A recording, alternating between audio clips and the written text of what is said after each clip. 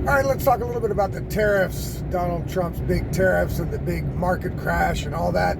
And we're going to talk about it from a perspective of I don't know shit about this. Okay, I really don't. And I guess that most people don't. And so, in order to put this in like perspective for the regular person that is like looking at this whole thing going, is this a good idea? Is it a bad idea? Look at the stock market. Oh my God. You know, people are panicking, having shit fits because they hear what the news is saying. And I have to say, all the mainstream media news about the tariffs is all negative, all. And, you know, for people who don't know anything about stock markets or like the economy or what tariffs can do and what they can't do and what can actually be the end result of this, that might be a scary prospect. But again, let's not let ourselves get lost in like panic mode, right? So the reason I haven't commented on this at all up until now is, first of all, it wasn't really an actual thing until now. Up until now, it was just basically talk from Donald Trump. He's going to do this, he's going to do that, put tariffs here, put tariffs there. And it does sound, for the layman, for the person who doesn't know shit about this, it does sound reasonable coming from an American president's perspective, because apparently all the countries all over the world also tariff each other and also tariff America on different products, goods, and services. So the idea of saying, well, if you put tariffs on us, we're going to put tariffs on you, that seems plausible to me, right?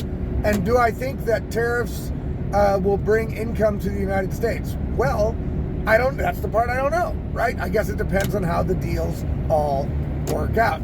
Does Donald Trump get it to a point where there's reciprocal zero tariffs between the United States and different countries? Well, then it could bring money to the United States. Could it bring jobs to the United States? Absolutely. Even an idiot can see that. You don't have to be a market expert or a finance expert to see that this strategy could certainly bring jobs to the United States, right? And how does it do that? Well, it's real simple. If you offer better business circumstances in the United States than anywhere else, and you get it to a point where manufacturing goods in the United States is cheaper and more cost effective, and you can make more profit by manufacturing in the United States and exporting to different countries or selling to the United States market, which is gigantic, right? It's the biggest consumer market in the world. Then it seems reasonable that factories and businesses and companies would like to settle in America rather than other countries. Just look at Germany, where I live, as one example, and that's pretty much all EU countries at the moment. Germany is a very, very, very unfriendly business environment for many reasons. One is the extreme bureaucracy that goes on here for businesses, and especially industry businesses. There's all kinds of green climate policies. There's all kinds of crazy shit that you have to do, bureaucratic tasks that you have to do constantly for the government, and it's very, very unbusiness friendly. They have to hire extra people just to deal with bureaucratic nonsense, you know what I mean? And a lot of it really is absolutely nonsense. There's a lot of regulations, a lot of regulatory things that people have to pay attention to. I'll give you one idea. It's a Lieferkettengesetz is what it's called here in Germany, and that basically means the supply chain law. And they have to, so a company has to, for every product they import to use, or like raw materials or whatever they import to use or they buy to make production, right? They have to go through the whole supply chain and make sure that every link in that supply chain adheres to a certain climate standard or some shit like that.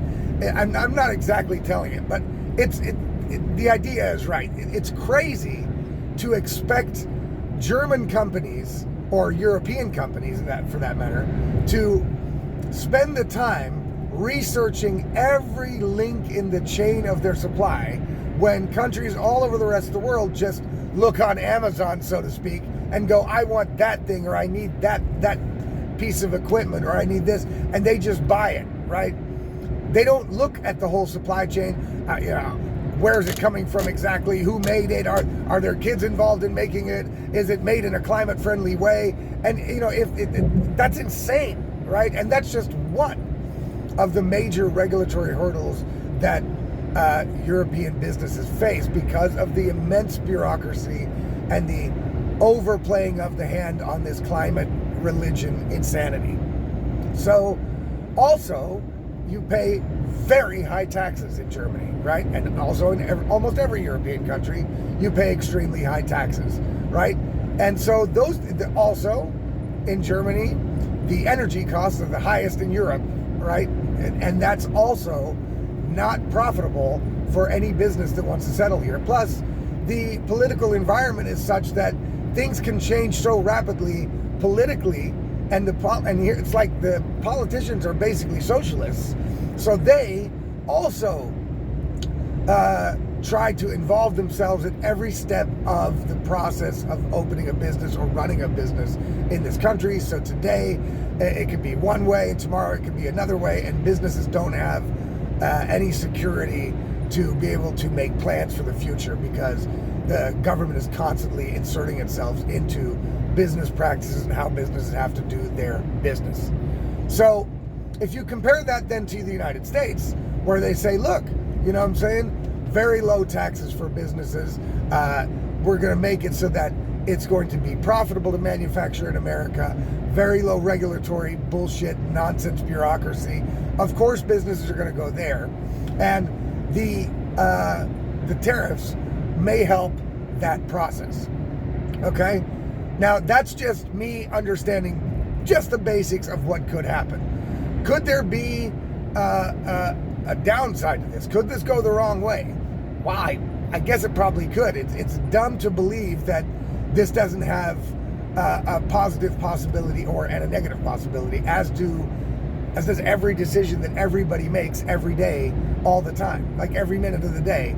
Everybody's making decisions that have a positive possible outcome or a negative possible outcome. That's not really that crazy, right?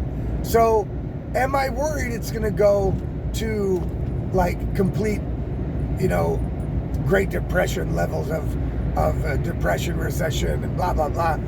No. Now, why am I not worried about that? Mostly because I don't know anything about it, right?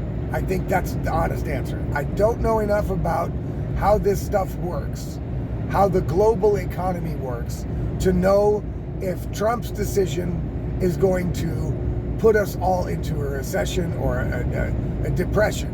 What I do know is that it won't be a result of just Trump, right? I know that everybody around the world likes to point the finger at Trump every time something happens and go, well, it's Trump or it's Putin. It's always somebody, you know what I mean? But all of these countries, and that's where I'm speaking from experience again, all of these countries, including Germany, they don't like personal responsibility. They don't like being responsible for the citizens of their country and making sure that the system runs in a fashion that benefits those people. They don't like having to do that. That's why European politicians love the European EU bureaucracy, the unelected EU bureaucracy. Let's keep that in mind. Because they can always point to them and say, well, but they made the decision, guys. You know what I mean? They did it. So, sorry, we're the politicians of this country, but we have no power, right? Because it's all in the hands of unelected EU bureaucrats, and they made this decision, and we have to follow that decision. So, sorry, guys, sorry. You can't be mad at us. Vote for us next time. You can't be mad at us, okay? They love that. They love having the scapegoat of being able to point the finger at other people. And so now Trump's the bad guy, and it just doesn't seem logical, right?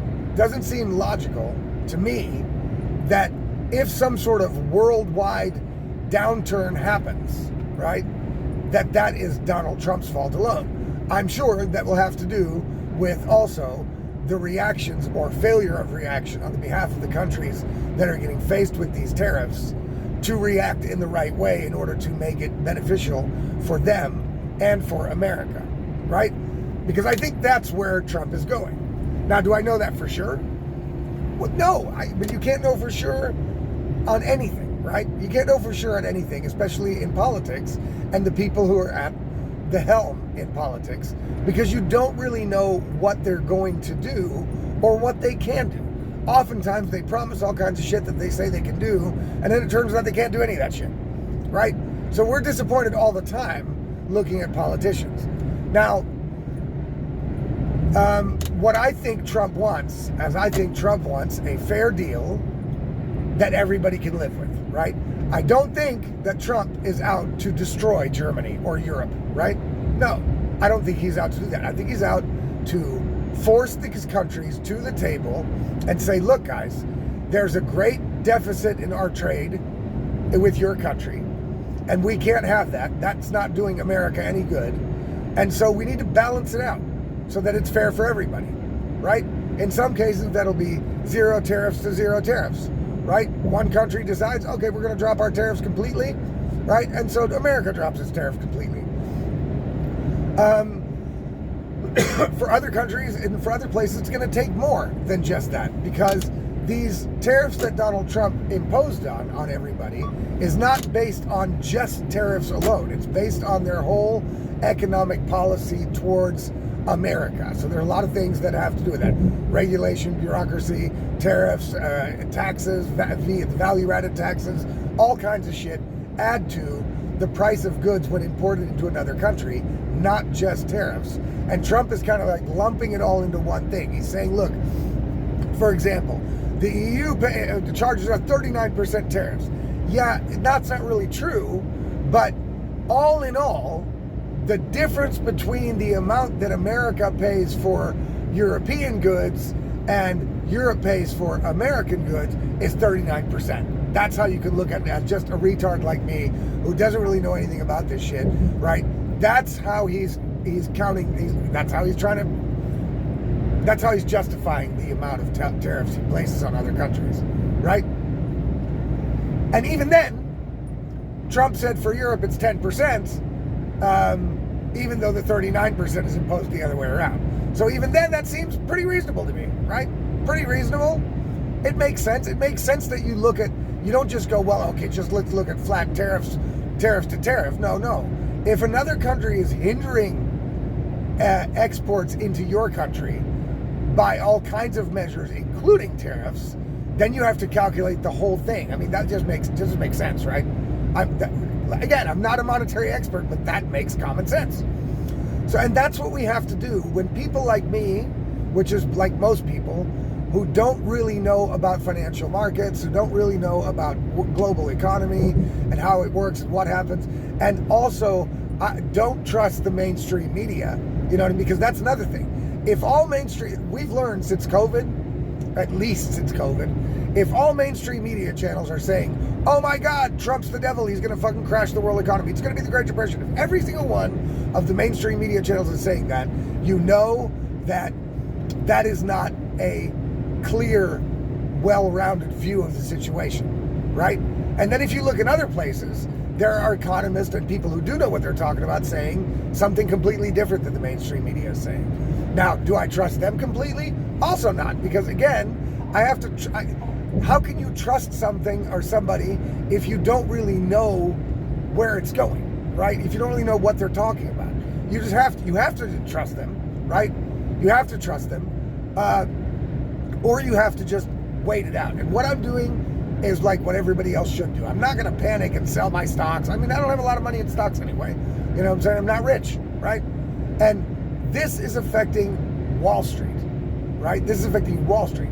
Wall Street is where all the rich people are, right? So for the left, and this is another story that I think that goes counter to what the mainstream media narrative is telling everybody, what everybody else is hearing, because the left will say, well, Donald Trump is getting ready to protect his rich buddies and reward the rich, and the rich are going to get richer, and this is just a big, giant tax break for the rich, and this is going to be a movement of money to the rich,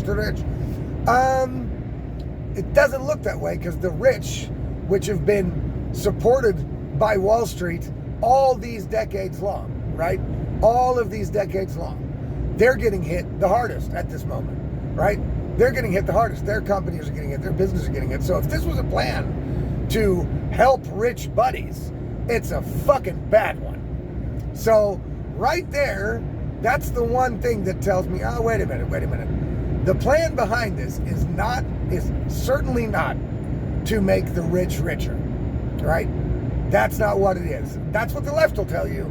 That doesn't seem right when you look at the facts here, okay? Because when the stock market got hit, like when COVID happened, it basically got injected with printed money. So countries started putting themselves in debt in order to save the stock market and kind of like put people's concerns down. So then it was artificially kept put high again, right? Now that's not happening. And now the stock market is taking a giant hit. One thing I know about the stock market that everybody else should know also is stock market for regular people is a long-term savings plan that constantly fluctuates, right? It is kind of like gambling, but a little bit safer, depending on if, obviously if people put all their money on one stock or in one thing and it goes to shit, that's stupid investing. That's not really investing, right? That's dumb. And regular people shouldn't be dumb. And it shouldn't be the case that we're going to protect Wall Street to protect dumb people. That makes no sense to me either, right? So it seems more to me like the plan is exactly what Donald Trump is saying, right? He wants to bring manufacturing back to America. He wants to make trade deals with countries that are fair for both parties.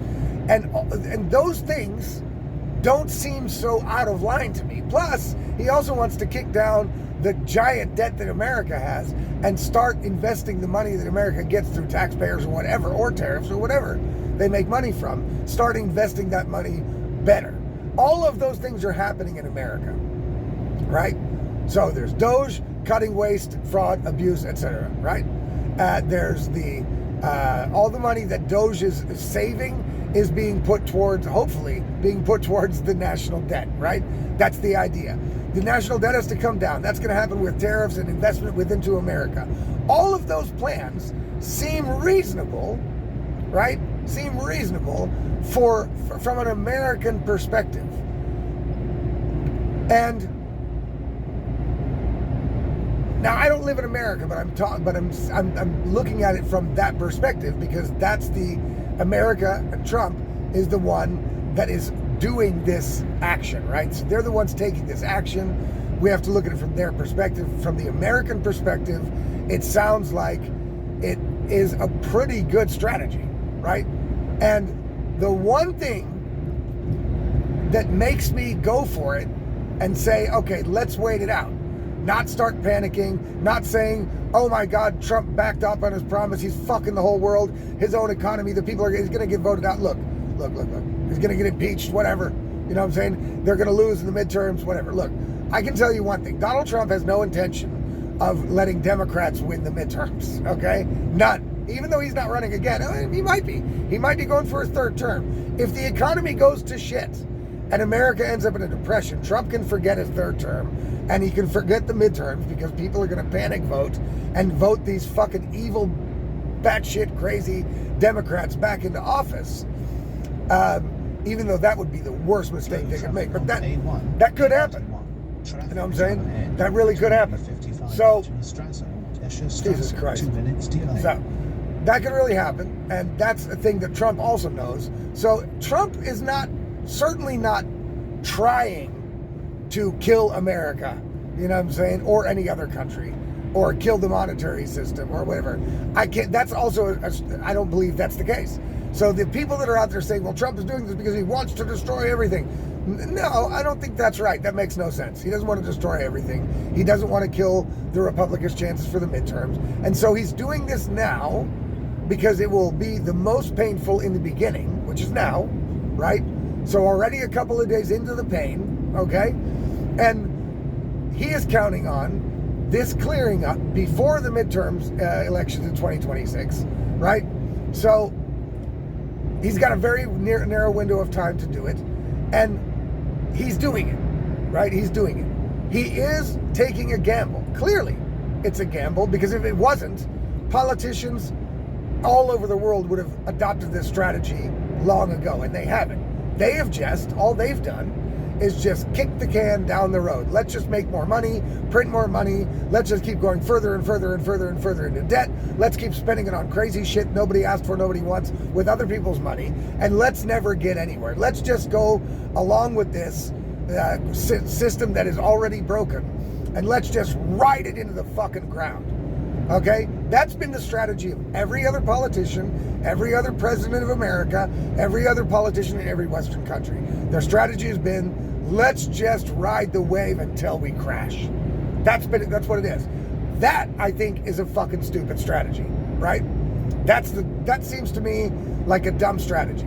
If you just look at it from your own budget point of view, your own household point of view, you keep going into debt, more credit card debt, more loans, more shit, more things on credit, until finally somebody says, okay, your credit score is fucking so horrible, you're not getting any more credit. Now, you're not making enough money, right, to be able to pay off the debt that you've accrued. So your debt just gets bigger, but now it gets bigger in the form of, now I can't pay for my gas bill. Now I can't pay for my heating bill. Now I can't pay for my mortgage. Now I can't pay for my rent. Now I can't pay for my car. And before you know it, you're suddenly bankrupt and homeless, right? That same thing does not apply to countries in the world economy is insane to think, right? Of course it does. At some point, if your monetary system and your economy is based on creating fake money and creating debt, at some point that debt has to be paid back. The only way to pay that debt back is to tax the citizens even higher, inflation, things like that. So that seems to me like a vicious circle that everybody needs to get out of. And do I think that will not come with some hurt, some pain? No, of course it's going to come with some pain.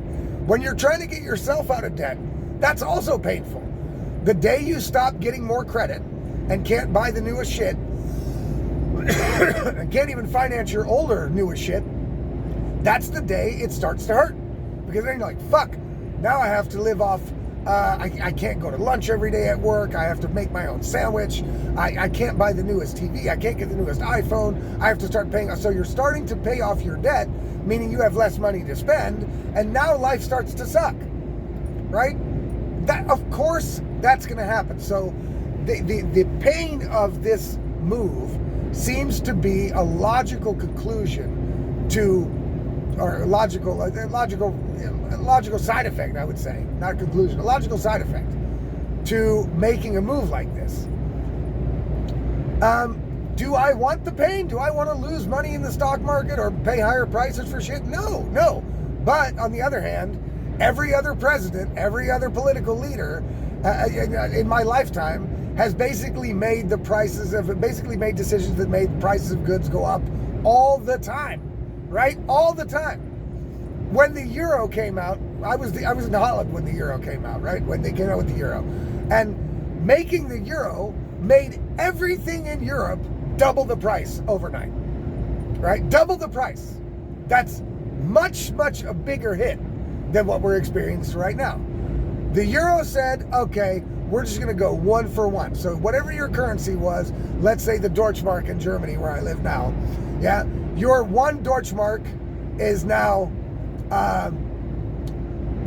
is worth half, right? Basically, it's worth half. So what used to cost one Deutschmark now costs 2 euros. Wow. So everything was double the price. Suddenly they just said, okay, here's the new money. It's worth the same in units, but it's double.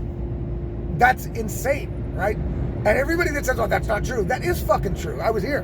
You know what I'm saying? I was here. I watched it happen. Everything just doubled in price for the regular person. Because, of course, wages hadn't gone up. You know what I'm saying? Wages didn't go up double.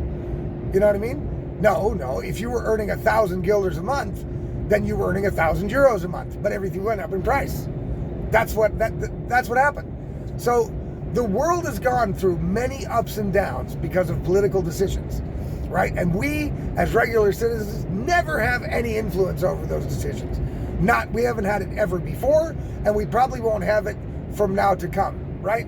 So even if Donald Trump, I don't have any influence over what Donald Trump is doing, right? Neither does anybody else, the regular people like me on my level, right? And we don't have any influence over our own politicians, only when it comes time to vote. They just do whatever they want. And they sure as hell have not made smart or realistic decisions about money. Obviously not, because otherwise not every fucking European country or every Western country wouldn't be in debt by trillions, right? But they are. So how can I be upset at Donald Trump or worried about Donald Trump's movements when every other political leader before him has done similar things? Well, no, not even similar things, has done nothing except for just ride the same status quo wave of getting these countries more and more deeper and deeper into debt as they go. Just keep printing money, just keep making debt, and we'll just ride it out and hope it gets better, right? That does not seem like a long-term strategy. A long-term strategy seems like it's going to involve some pain. I'll be honest, if Biden or any other politician in the world would have done this, I would have probably been way more upset about it. And the reason why is I don't trust those people at all, right? And I do trust the Trump administration much more than I don't trust really any politician completely because I don't know them personally.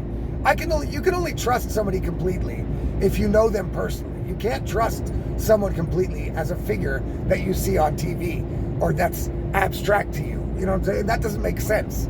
So as far as I can trust somebody I don't know, I trust Trump, right? And I trust the Trump administration until they give me a reason not to, right? I don't trust the Biden administration. I didn't trust Obama's administration. I don't trust the politicians here in Germany. For them to do something like this, I would be all over them, right? Unless their shit started showing positive results. And so that's where I'm coming down to. I'm going to just wait this out because as a regular Joe, I realize a plan like this does not evolve overnight and fucking kick in overnight. It's not going to be an overnight plan. It's not going to be an overnight success.